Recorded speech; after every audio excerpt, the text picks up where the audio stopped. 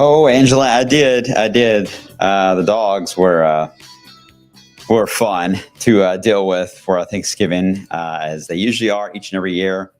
Always love to pull the shenanigans around the family, right? They always like to show off when you take them out of the house. In the house, they're like angels. You take them over to friends and family, and they suddenly become the Tasmanian devil. But they're good. They're probably still asleep now, resting from a long day that we had last or yesterday. It was good Thanksgiving. Hope you guys had a good one as well. Are probably still eating some leftovers and turkey and pumpkin pies and everything else that is on the menu. I'm sure you'll be eating that for about another 2 weeks, and then we'll restock again for Christmas with more desserts and candy that we get in our stockings there. All right, there's part of you here that I thought there would be today, because I was like, oh, you know what? It's a holiday. Yeah, I'm sure you're going to be out there shopping. So I thought I would come on for a minute and say hello to everyone. Do just a quick update on the pattern. I need some coffee. So if I seem really sleepy today, I am sleepy, but I need some coffee. I had some, and then I lost it somewhere into the weather center, and I moved it back into the studio, and then I have no idea where it went from there. And I rarely drink coffee too. I really do. I don't like the taste of coffee. I usually pour in a lot of, the sugar, creamery, and everything that's in it. So it becomes a milkshake when I'm done with it. That is sure. So hey, every little thing helps whenever you're certainly tired. And this week I'm running on some fumes. So almost there. All right. So I hope you guys are ready for what looks to be a warmer pattern coming our way. And you may maybe thinking, why would he say that if he's a snow lover and it's SnowTALK? In order for us to get back into a colder setup, the kind of cold weather you want and the kind of fun and games that you want when it comes to snow, we're going to have to get warm. It's got to be a good warm spell coming our way that will have to take place. That will be the first sign of trouble developing later. It's always a trade-off, and that's something we'll be talking about here in a second. All right, let's start with the snowboard, which, you know what?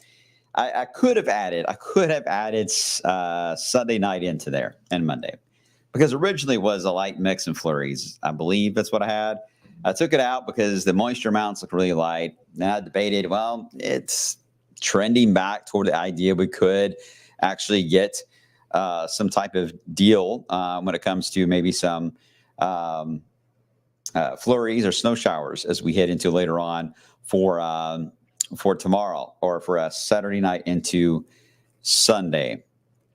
And guys, if they're watching the control room, let me know. Sorry, I'm seeing a reports. I believe NBC News may be breaking in here in a second, involving a deal that has been reached when it comes to the hostage situation. I'm not sure if that's going to be here any second or not. I'm just seeing the slate for it. I'll try to be relatively quick. I'll let you guys know. It'll be streaming on the news side of the app, FYI, and of course, NBC probably will be breaking in as well. At least I want to make sure to give you guys a heads up of what I'm seeing on my side screens here. All right, so what do we face in the meantime before we get to that Sunday night ordeal? Look at all the shoppers there at the outlets in Simpsonville.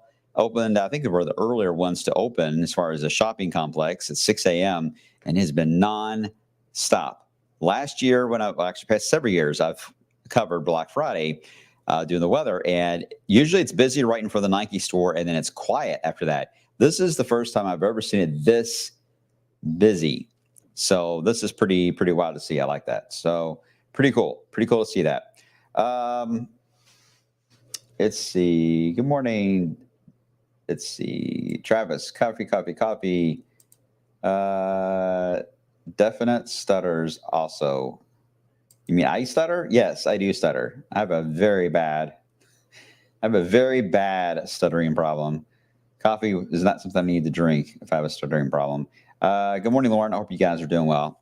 All right. So temperatures right now are in the 30s, 39 degrees here. We got some 30s into Shelby County as well coming into the area. But you know what? We got some sun. We got some sun out there. So we're going to be able to warm things up to get us at least into the 50-degree range. Now, there will be clouds to the south and clouds to the north. So far, the majority of the clouds today will indeed stay across our southern section. All right, there's not many clouds across Indiana, more of a central area of the Commonwealth today. It's hard to even see them because the sun's not fully up, but these will stay relatively in place. Where you see them now is where they're going to be for the rest of the day. So if you got sunshine now, you're going to hold on to that sunshine. If you have clouds now, you will likely, at least for a while, hold on to the clouds. What is interesting is that tomorrow will be very similar on how it's going to play out for the Governor's Cup. You can see our next system already rolling off the Rockies. Most of it is snow right now, which is I'm a little jealous of. But here we go. Futurecast showing everything fine today. Some clouds passing through tonight. So we do cloud back up at some point after sunset to allow a small blanket, keeping temperatures generally in the mid upper 30s. But then here we go tomorrow. It's a near carbon copy. Look at that. The satellite image on Futurecast, clouds across Kentucky, sun in Indiana. And I do think this is a great setup for the game for the Governor's Cup. You may end up with several hours where you have nothing but sunshine for the first two quarters, maybe all four. It's possible. But if you travel just south of the L&N Stadium, probably a cloudy sky. Temperatures generally in the 40s, may touch 50. But a good setup for the game. And it's a good thing because this system I'm about to show you actually was scheduled to arrive on Saturday. We were worried it was going to interfere with the game. Now it looks like it's going to be Sunday that it'll arrive. So get ready. We may start off cloudy and dry. The very leading edge of this light rain, it's worth noting because the air is dry. The air could cool to where there's some evaporation that takes place as we head into Sunday, to where there could be some pockets of sleet that may mix in with the rain on Sunday. I think right now, if you're in Indiana and near Louisville and up 74 or 71, you may be in that zone where you could get some ice pellets mixed in. Nothing that you really will notice if you open up the door. Just if you're noticing, if you're driving around town, you hear a little ding on the windshield, it may be an ice pellet coming down. Wouldn't surprise me one bit. It's possible. But then we get into this little second little fort that will dig in Sunday night. This is the one that I do think has a better opportunity to take any moisture around and try to change it to snow flurries. that will be flying around as we head into, and I'm going to draw that all the way down to Bowling Green, by the way. So it's up and down the entire 65 corridor. But this would likely happen when you're asleep, if and when it does happen. It would literally be that, maybe a snow shower, but mainly flurries that will fly around. Not a big ordeal as far as anything's going to get exciting or cancel school on Monday, anything like that. Nothing like that's going to happen. But in some cases, the first flakes of the year. So if you like that kind of idea and you like to be out in the flakes flying around while you're putting up the holiday lights and you want to wait and do it when you have that moment, then Sunday night is an opportunity. It's hard to get more specific than that because it's going to be so blotchy on the radar. It's not widespread. So I can't just tell you this county, this county, this county at this time. We'll see it. I can just tell you the general idea. After, say, 8 or 9 o'clock Sunday night, the temperature profile cools and cools and cools, and it should allow for at least some flurries flying around. At the moment, any accumulating snow, it'll be close to us. Indianapolis, Bloomington, Indiana, just north and west of Evansville, may actually get something to stick on the ground. That would not surprise me. It really wouldn't, at least on grassy areas. But for us, I just don't see it happening. If things change, we'll let you know. It's only Friday. Do the snow dance. You guys remember how to do the snow dance, right? I'm not going to tell you if you don't know. You gotta remember the steps to it all. Send me a video and let me know, the snow dance on, and we'll send it to you on, that good photo of the day I do. I always ask for your holiday photos. How about you do a snow dance video for bots or bring on the snow? If you do the video and you're brave enough to do it, I'm going to put you on the 3 o'clock show during the afternoon. I will, but be creative with it. Get the whole family involved, family pet, and have some fun with it. I love to see that.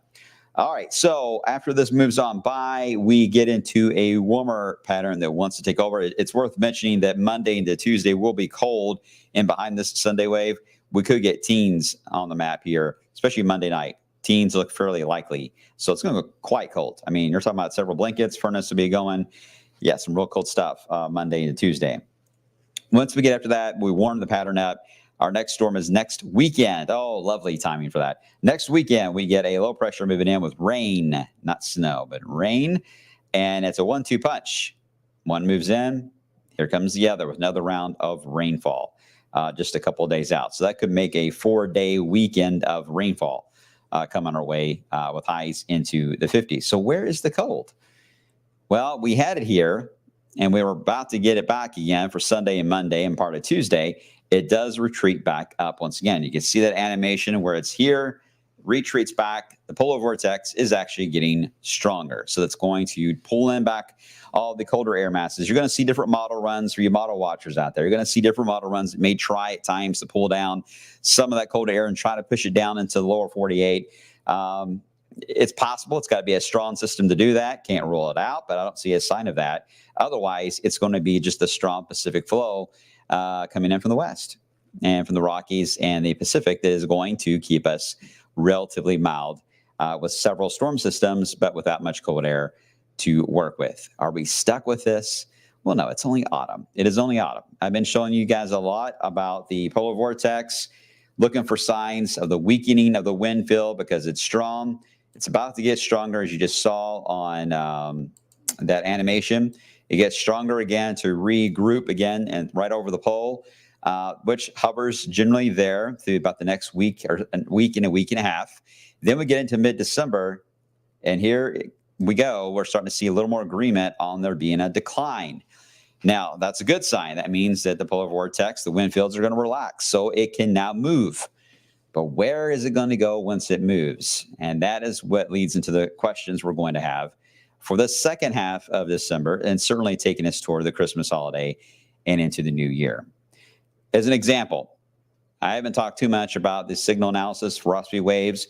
They've done a great job in tracking these cool waves and at least systems passing through the lower 48. This is what it's got for about December 15th through the 21st, the first day of winter. It's got a warm bubble of air over the eastern United States, cold in the Rockies.